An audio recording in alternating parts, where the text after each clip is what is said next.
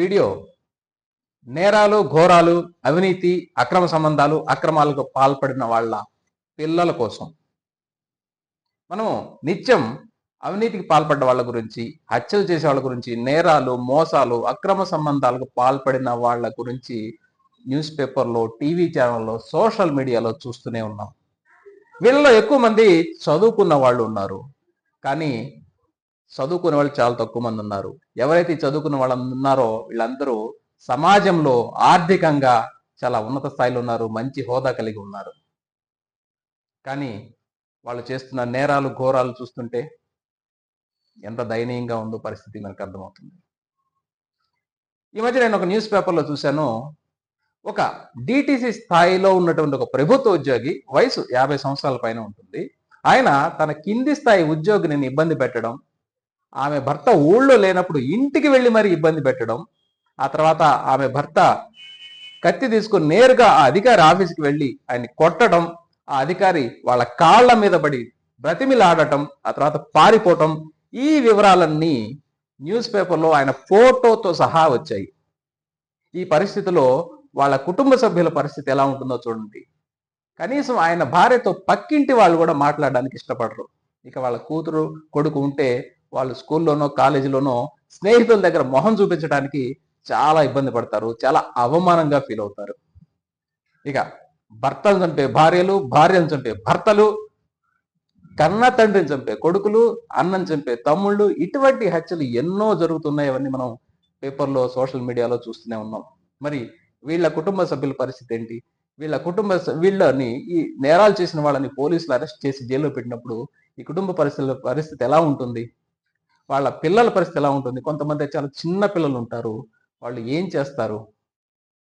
ఇక రకరకాల స్కీముల పేర్లు చెప్పి, చీటీల పేర్లు చెప్పి, ఎమ్మెల్యే మని, అదని ఇదని ఇటువంటివి చెప్పి డబ్బులు ఎక్కువ వస్తాయని ఆశ చూపించి తెలిసిన వాళ్ళ దగ్గర, ఊళ్ళో వాళ్ళ దగ్గర డబ్బులు కలెక్ట్ చేసుకొని ఆ డబ్బుతో ఉడాయించటం, కొంతకాలం తర్వాత పట్టుబడి ఆ వివరాలన్నీ న్యూస్ పేపర్లో వచ్చినప్పుడు ఆ కుటుంబ సభ్యుల పరిస్థితి ఎలా ఉంటుంది? వాళ్ళ పిల్లల పరిస్థితి ఎలా ఉంటుంది? తమ తల్లి, తమ తండ్రి మోసం చేశారని, తెలిసిన వాళ్ళని మోసం చేశారని ఆ విధంగా పేపర్లో వచ్చి అవమానకరంగా ఉన్నప్పుడు వాళ్ళ పరిస్థితి ఎలా ఉంటుందో చూడండి. ఇక అవినీతికి పాల్పడి కోట్లాది రూపాయలు అక్రమంగా సంపాదించి ఫ్లాట్లని, స్థలాలని, బంగారం అని, అదని ఇదని కొని ఇంట్లో మూట కట్టి పెట్టి ఏదో ఒక రోజు ఏసీబీ వాళ్ళో, ఈడీ వాళ్ళో ఇంటికి సోదాకి వచ్చినప్పుడు అవన్నీ బయటపడి ఆ వివరాలన్నీ పేపర్లో ఫోటోలకు సహా వచ్చినప్పుడు, లేదా రెడ్ హ్యాండెడ్గా పట్టుబడినప్పుడు ఆ వివరాలన్నీ ఫోటోలతో సహా వచ్చినప్పుడు ఆ ఫోటోల్లో వాళ్ళు బేలగా మొహం పెట్టి కనపడతారు చూడండి.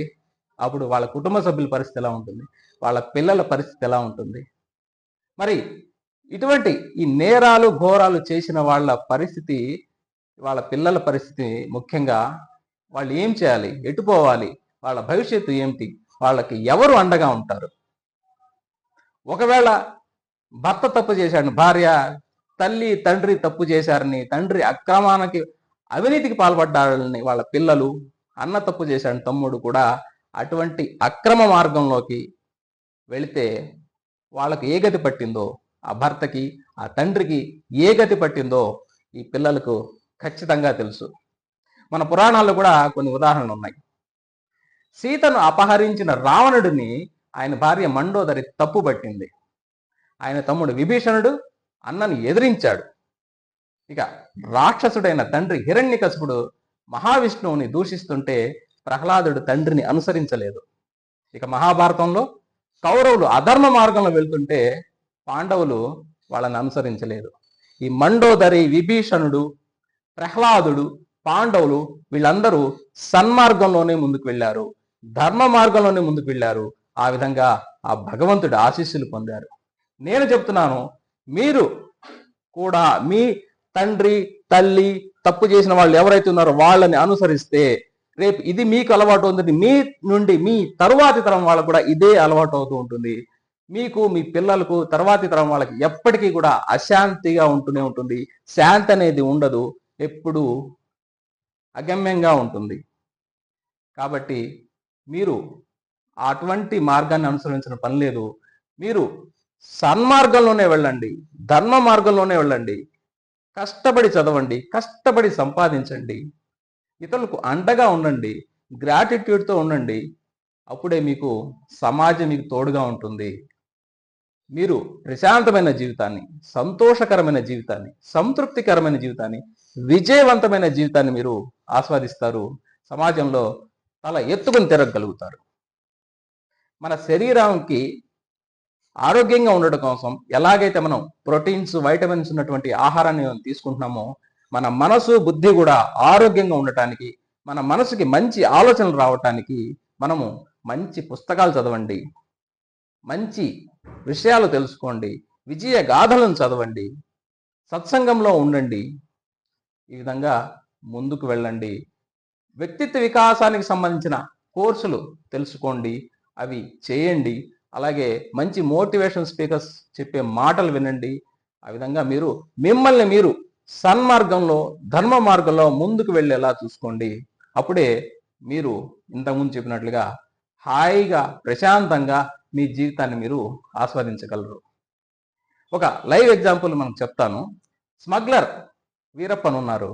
ఆయన 20 సంవత్సరాల పాటు గజగజలాడించాడు. ఆయన మరి ఏనుగులను చంపటం, గంధాలను స్మగ్లర్ చేయటం, ఈ విధంగా అధర్మ మార్గంలో ముందుకెళ్ళాడు. ఆయన ఆశయం పేదవాళ్ళకి అండగా ఉండాలని, కానీ ఆయన ఎంచుకున్న మార్గం అధర్మ మార్గం.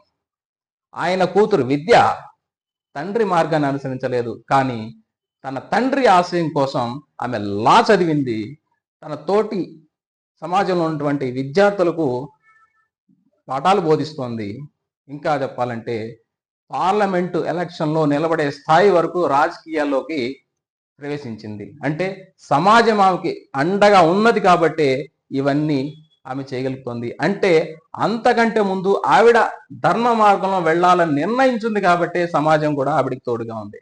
ఈ విధంగా మీరు మీ కుటుంబ సభ్యులు తప్పు చేసినంత మాత్రాన మీరు ఆ వక్ర మార్గంలో వెళ్ళకండి. ధర్మ మార్గంలో వెళ్ళండి, సరైన మార్గంలో వెళ్ళండి, మంచి గురువుని ఎంచుకోండి, గురువు చెప్పిన సలహాలను పాటించండి. ఆ విధంగా మంచిగా జీవితంలో ముందుకు వెళ్ళండి. సమాజం మీకు తోడుగా ఉంటుంది. జై హింద్.